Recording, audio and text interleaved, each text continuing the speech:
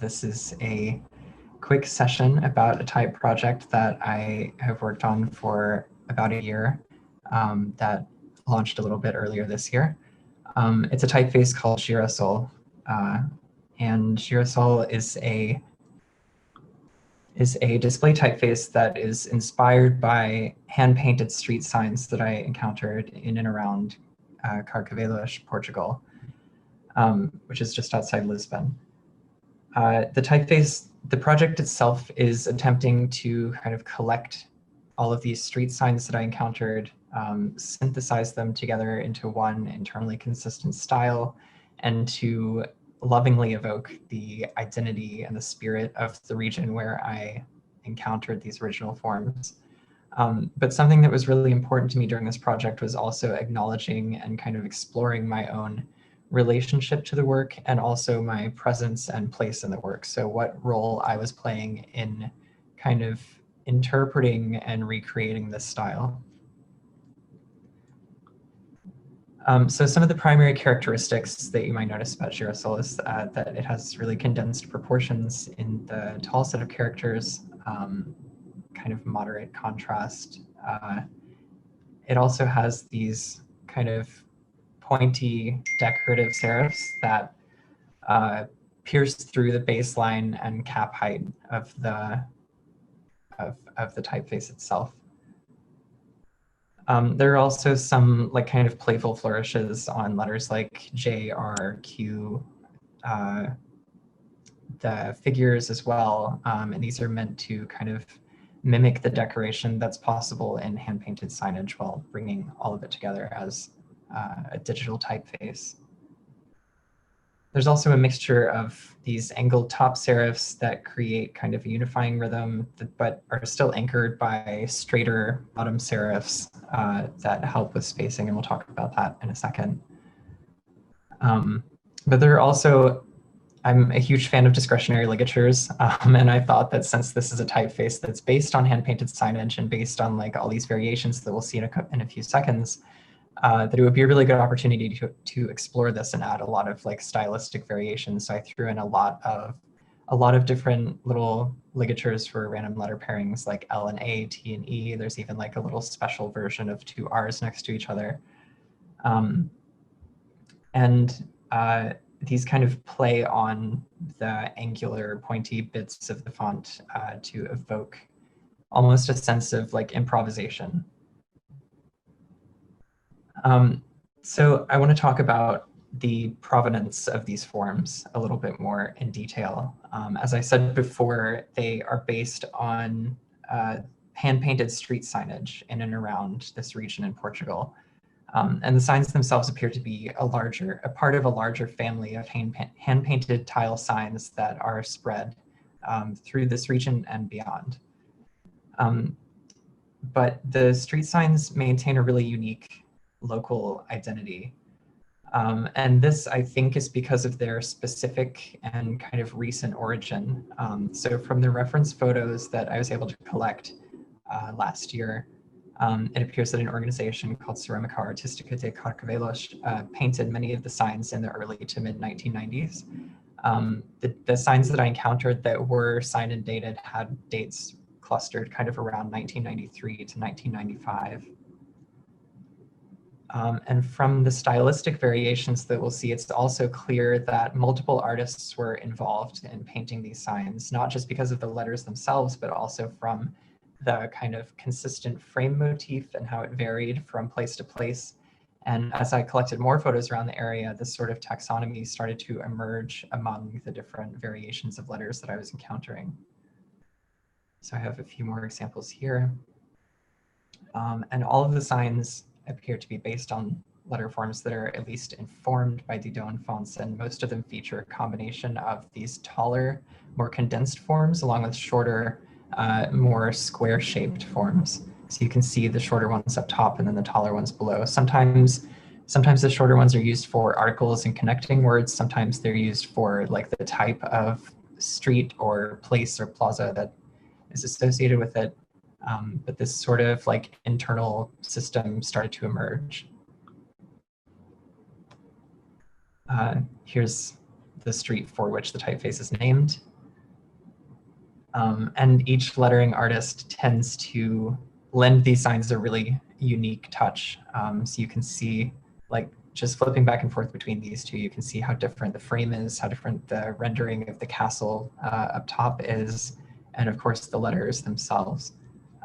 So whether it's an R that's giving like this little friendly kick, or if it's something more extreme, like these super pointy jutting serifs on geranios here. So beyond the provenance of the letter forms, there's something also to be said for the provenance of what made me begin the project in the first place. The street signs that we just looked at are from an area that I visited multiple times now to visit my good friend Francisco, who's an engineer that I met back in my freelance design days, and of course to visit his cats as well.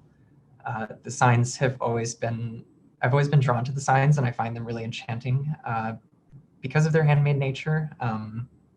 Also just because a lot of the streets are named for flowers, and they seem to celebrate something like an aspect of the built environment that's usually very utilitarian, and in my own environment at home I find to be quite mundane. And they do this like so joyously and with so much style. So I associate these signs with not only themselves, but also the memories that I have of the place, the friends that I have there, and also how my own life has changed over the times that I've visited. And importantly, Girassol started as a stress reliever from the larger projects that I was working on. So I was working on it while in Portugal last summer, just like hanging out on the terrace, eating cherries, distracting myself from the larger projects that I had going on that were more serious and deadline driven. And because of that, it's automatically more intimate to my own inner life. And it also developed a strong personality of its own from the very start. So while a bigger typeface like the text face I was working on last year was kind of this constant presence in my life over many, many, many months, Girassol felt more like a collaborator or like a friend project. It wasn't just a presence in this era of my life, it was also a kind of focus and outlet for some of my creative energy, and also a place to explore and to discover things and to reconnect with memories and to reflect on those memories as well. And throughout the design process, I kept questioning myself on what is it that I was actually creating? Was I making a revival? Was it an original work that was inspired by a particular signage? Was it something else? Was it somewhere in between? And I thought about the first typeface that I did for the Type at Cooper program, Wakehurst. It was a text face based on a book that I had picked up about gold and silver engraving. And when I started that project, I started thinking that I was doing a revival, but I came away from the project feeling like the creative decisions that I ended up having to make about the project that were necessary for digitizing this type from just paper and ink made it something kind of in between, but ultimately more original than a faithful reproduction of the exact type itself. So with Girassol, I never really considered the process of literally translating these signs to type. What I was hoping to convey with the project was the nature of the letters, so figuring out their identities, their attitudes, and the role that they were playing in the environment where I found them. And that necessarily meant that I would make a lot of editorial choices. And at the time, I'd recently had a conversation with Ksenia Samarskaya, a type designer, for design notes about identity and about how these things find their way into our work. So I was also aware of my presence in the design, and I knew that even if I were trying to directly replicate the forms that I'd encountered, they would still end up containing some aspect of my identity, my own attitudes, and my own role in the environment too. So the result of all of that is a design that captures not just what I saw and experienced there, but all of the stuff surrounding those experiences as well. So all of the things that couldn't be explicitly unpacked are within the design, even though it's referencing these physical artifacts that aren't my own. And somehow, even knowing all of that, and even though I didn't know all the answers to these questions, I got responses like this when the typeface was eventually released on Google Fonts. And I didn't put this screenshot here to brag, I promise. I put it here because I was genuinely surprised by it. And I was also fascinated by the idea that something that I felt was so interpreted and stylized and restrained, and something that I felt had so much of myself in it, could actually accomplish the goal that I set out to do with regard to the thing that it was based on. So for the next part of the talk, I want to take a second to get into what aspects of the design I think contain the most salient examples of my impact on the typeface, and where they come from.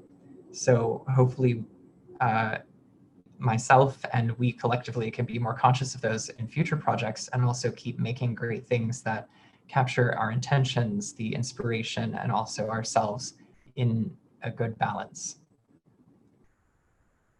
So I think maybe the biggest opportunity for finding myself in the design is identifying the gaps. So the things about the typeface that weren't covered by the source material that I collected. So these were things that were up to me. The creation of the forms that I didn't find represented in the signs was totally open-ended. And that being the case, it was up to me to look at the design language of the typeface. So I wanted to find the things that make it a system, and then recombine those pieces to influence new shapes in a way that felt authentic to the source, but was aware of the fact that these forms are ultimately kind of becoming my own creation. Everything behind the way that I create anything else was now suddenly embedded in key parts of the typeface, whether I liked it or not. Then there were kind of like the in-between creations where I made editorial decisions about alternate characters and also specialized ligatures that would typically appear in similar contexts, but which weren't referenced in the signs themselves. So these were not necessarily key to the typeface's functionality in the sense that you don't really need them to write something cohesive with the typeface. And so they'd be more rarely used, but they still ended up having the same editorial impact behind them as the glyphs that I had completely invented on my own. I could also take glyphs and extend them further into alternate variations of themselves to fit concepts or approaches to the suggested medium. So for example, the K here, because there are some brush-like influences in Girassol, there's also a more geometric and rigid version of the K that evokes that feeling in a much more kind of restrained and controlled fashion than the more fun and relaxed organic version on the left. And then pushing these concepts to the extreme, there were places in the typeface where I took the opportunity to go really far in the editorial direction, almost to the point of being illustrative. So one example is the double dagger glyph, which is not the typical representation, but it's instead a dagger stabbing through a heart. So I thought about, like, especially after creating it, I thought, what does this say about me? What does it say about what I might have been feeling at the time? Since this is an illustration and it's something entirely my own, how does it relate to me and my experiences? And I don't really have the answer to a lot of those questions, but I think that being aware of them at least allows me to create the intention of understanding how I created this work. And then there are the ungaps. So this is really about the synthesis. We saw so many examples earlier of street signs with different lettering styles and different illustration styles, and how they kind of come together to form this cohesive family. But how do you do that? And how do you create one typeface that kind of synthesizes all of these influences together? So because all of these were painted by individual people, the letters all have kind of their own smaller personalities within them, given the breadth of design variations. I thought it was really important to find a way to make this internally consistent, beyond the surface level influences of like the historical models that it's based on. What was the overall personality of the lettering taken as a collective or a group? I organized these R examples, for instance, in order of how they made me feel. So from the one that I feel is the most serious and reserved to the one that I feel is the least serious and perhaps the most playful.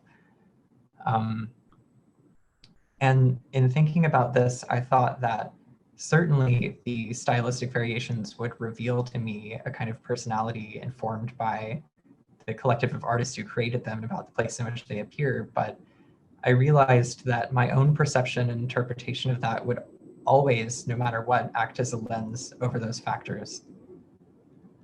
So sometimes the synthesis of these variations was also about reconciliation. For example, many signs had this really clean, straight serifs on the top and the bottom without these kind of thorny decorations poking through. But then I saw the street sign for Geranios and I thought, like, this is super opinionated, super editorial, it's very spiky. I was like really drawn to this. But it turned out, obviously, that creating a typeface with stylistic flexibility and one that's constrained by the geometry we can create digitally, one, in other words, that's not as free form and organic as hand lettering can be, created a situation where those really spiky, appealing tilted serifs weren't really feasible. Trying to use these outward tilted serifs on the top and the bottom created some pretty intense spacing issues, as you can imagine. So I needed to come up with a way to reconcile these two approaches and create something that felt authentic, but that also functioned in this new context, which brings me to the next section. That context is another way that I'm present in the work. Because I am synthesizing these letters and bringing them into a different medium, it's really impossible to avoid exercising some influence on their forms. This is true of a highly decorative typeface like Girassol, but it's also true of very practical, well-documented, and well-sourced typefaces like Waycrest as well. The recontextualization of anything, but also of type, is a hugely powerful tool in creative pursuits, and we should always be aware of its impact. So the result of this thinking in the end was a mixture of both types of serifs. So in most cases, letters that have vertical serifs on the top will tilt slightly, while the letters that have vertical serifs on the bottom will have this kind of straighter serif style. And this is even true of the S, which is a letter that I always struggle with, but in this typeface I had to do a particularly large amount of work on, again, because of the geometric realities of digital type and how it would look next to these other new forms. And even letters like A have been clipped at the top, sacrificing that really nice, fine pointed top in the name of consistent metrics and a geometric rhythm. And as another note on context, the power of recontextualization is something that doesn't stop after you build and release the files. I found that once I started distributing the work for other people to use, I'm allowing that work into a potentially infinite number of new contexts. So just doing a simple search for the CSS code necessary to call Girassol shows us the variety of projects and where people are embedding the typeface. And once your highly stylized, hyper-locally inspired, reflective, magical typeface makes it into weather apps and pizza restaurant menus and personal portfolios and student projects, what does that mean for the character of the typeface? And what does it mean for how it's portraying your intentions and the things that you were inspired by? Ultimately, this is another one of the things that you can't really control once you start giving away the typeface, but being aware of the fact that this will happen can give you some ideas. So trying to preserve some of the context of the work, I thought that naming was one obvious way to do that. So I called the typeface Girassol after one of the street signs where I specifically stayed in the region. It's the Portuguese word for sunflower, which I also really liked because it connects back to part of what really enchanted me about these signs. And so that embeds a certain amount of information. But another thing that I've done is made sure that it's not a secret where the typeface came from and how and why. So if you search for me in the typeface, you'll find the story cross-posted on my portfolio and on Medium explaining a lot of the same stuff that I've talked about here. So there's a public record of what this is and where it came from and what the intentions are and all of that. And so I think ultimately this project has been a really great surface for exploring the ways in which I'm present in the work that I create, especially as a work that's based on an artifact that I didn't create in a place that I'm not from by people that I don't know personally. And I think that what I learned from all of that boils down to two things. The first thing is that there are numerous ways that, seen and unseen, that we manifest ourselves, our attitudes, our opinions, our experiences, and our creations.